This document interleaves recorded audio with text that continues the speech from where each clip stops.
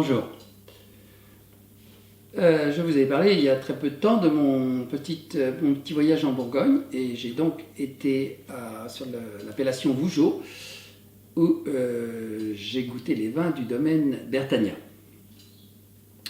C'est l'occasion de parler de cette appellation Vougeot qui est quand même assez particulière en Bourgogne. Il y a bien sûr, comme ailleurs, des premiers crus et un seul grand cru. Mais ce grand cru, en fait, représente les 3/4 de l'appellation. Ça, c'est un cas unique. Et en plus, ce grand cru est très vaste, puisqu'il atteint 50 hectares, ce qui est un des plus grands crus de Bourgogne. C'est comme un triangle, comme un rectangle plutôt, avec au nord l'appellation Chambolle-Musigny et au sud l'appellation Flagey et Chezeaux. Ces deux communes, au nord et au sud, possèdent des grands crus célébrissimes, notamment à Flagey et Chezeaux, avec les échezeaux et les grands échezeaux qui atteignent des prix de folie.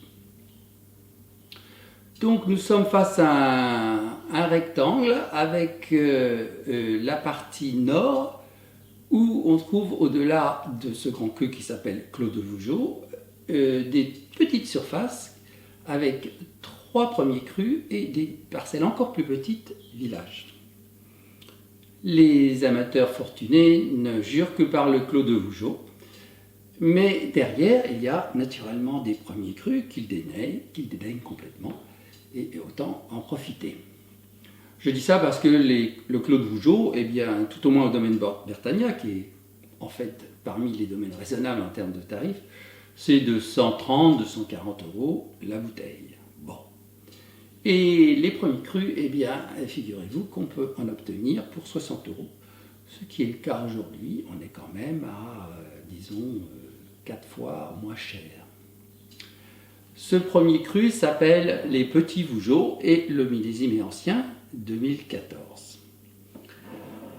Je vous rappelle que le Clos de Vougeot, ce grand cru, c'est donc 50 hectares, mais aussi 80 propriétaires. Vous imaginez le morcellement. Clos parce que c'est entouré d'un petit mur, et ça c'est assez fréquent en Bourgogne. Ce mur en fait quand même en tout 3 km et demande donc à être entretenu, vous imaginez bien. Qui s'en occupe? Certainement pas la mairie, qui a d'autres chats à fouetter. Eh bien en fait, historiquement, c'était les propriétaires qui avaient des parcelles au pied de ce mur tout autour qui devaient l'entretenir. Mais bon, il y a quand même un minimum de solidarité et c'est tous les propriétaires sur le clos qui contribuent, en fonction de leur surface, à l'entretien de ce muret qui est évidemment un patrimoine.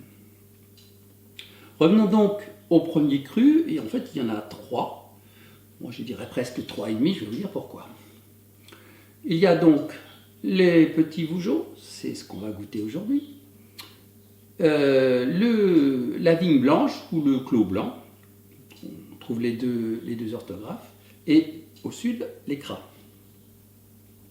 Dans les premiers crus, on trouve à la fois blanc et rouge, ce qui n'est pas le cas du Clos de Vougeot, qui n'est que du pinot noir.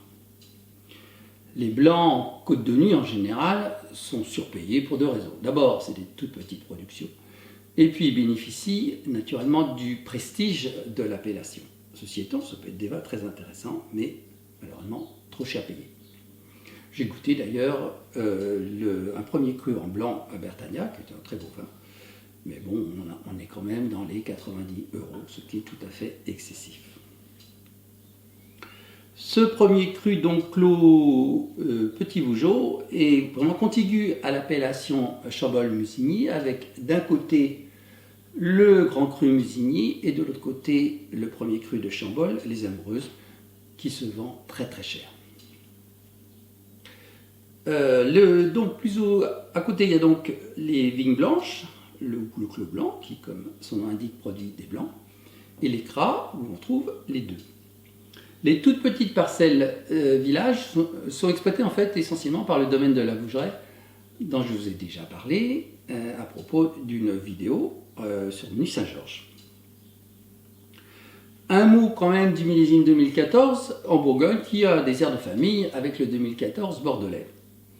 C'est un millésime qu'on appelle aujourd'hui classique avec le recul En fait, qu'est-ce qu'il faut entendre exactement par classique? Parce que c'est une expression un peu fourre-tout, genre minéralité. En fait, ce sont peut-être les derniers millésimes à cette époque, avant ces étés terribles, avec donc des millésimes solaires, comme on dit, des taux d'alcool très élevés, et parfois des phénomènes de surmaturité ou de blocage de maturité s'il ne pleut pas assez. Donc 2014, c'est finalement un beau millésime. Peut-être qu'à une époque, on aurait presque parlé de grand, mais aujourd'hui, bien sûr, à 2014, ensuite il y a eu 2015 et 2016, et là on est rentré de plein pied dans les millésimes solaires que nous connaissons, je dirais pas presque chaque année, mais c'est un peu ça. Il faut quand même rappeler que les pinots noirs, les grands pinots noirs de Côte de Nuit sont des vins de garde et assez tanniques, parce que souvent les amateurs de Bourgogne aiment bien les Bourgognes, parce que justement, les rouges bien sûr, parce que les tanins sont doux et assez agréables à goûter même jeune. Alors Côte de Nuit, on aborde des grands vins de garde, et qui dit grand vin de garde rouge dit forcément vin tannique. Donc il faut les attendre, ou alors vous vous contentez d'appellations communales qui sont bien sûr moins chères et qui évoluent plus vite. Quand je vous dis que les blancs en Côte de Nuit sont surpayés, ça c'est vrai, mais enfin il faut quand même rappeler que Marsanais n'est absolument pas concerné. Les blancs et les rouges se vendent à peu près le même prix, disons une trentaine d'euros à la propriété. Et puis il y a aussi la petite appellation Fixin, qui est surtout connu pour ses rouges, mais qui produit sur quelques hectares des blancs bien intéressants. Et je vous en ferai part à propos du domaine Huguenot dans une autre vidéo. Nous allons donc goûter ce petit Vougeot, premier cru en 2014.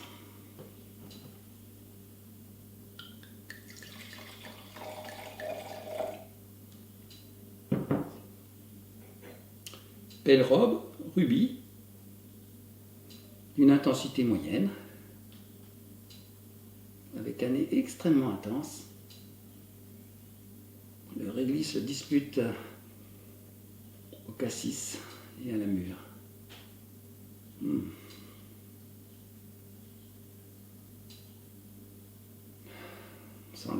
La robe est bien sûr tuilée, hein, le vin était à son apogée. Très très beau nez. Petite note boisée très fine.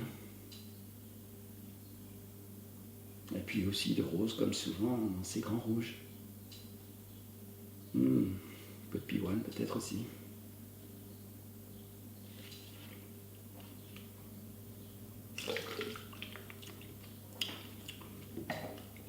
Le vin est bien structuré. Il est à son apogée. On peut encore l'attendre si on veut, mais là c'est vraiment parfait. À propos de vin bio, là on n'est pas encore en bio. Je vous parlerai un petit peu de l'histoire de raccourci évidemment à l'agriculture biologique. Je le ferai sur 2 vidéos pour ne pas faire des vidéos trop longues. Voilà, à bientôt.